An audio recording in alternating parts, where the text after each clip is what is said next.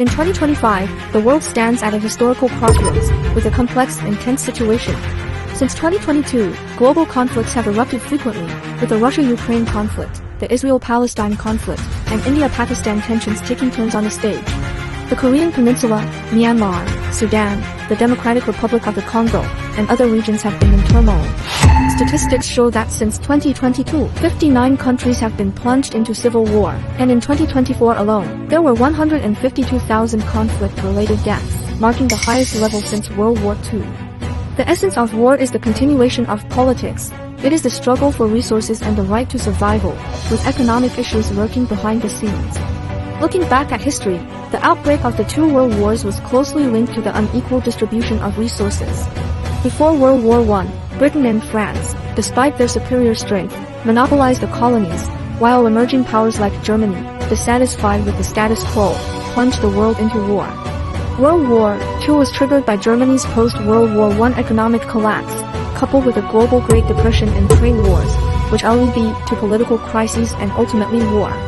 Today's world bears similarities to the pre-World War I era. If we assume the United States' power to be 100, a certain major Eastern country has reached 80. However, the distribution of resources is out of balance. The United States virtually monopolizes nearly 80% of the world's resources, while the major Eastern country only has 10%. This imbalance intensifies contradictions.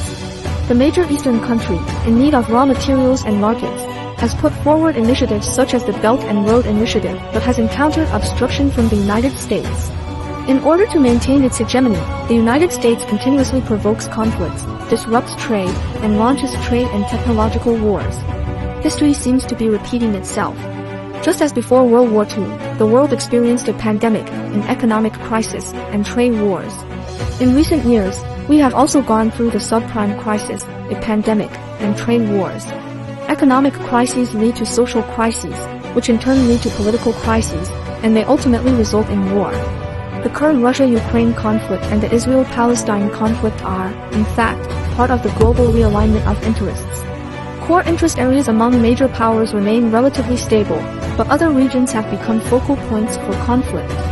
The United States dare not act rashly because the one who strikes first will lose the strategic initiative. The situation we are in now resembles that of over 90 years ago, but the real test has not yet arrived. Understanding the logic of history and reality helps us see future trends. Today's conflicts and turbulence are actually the inevitable result of the global reallocation of interests. While countries maintain their own interests, they are also looking for new balance points.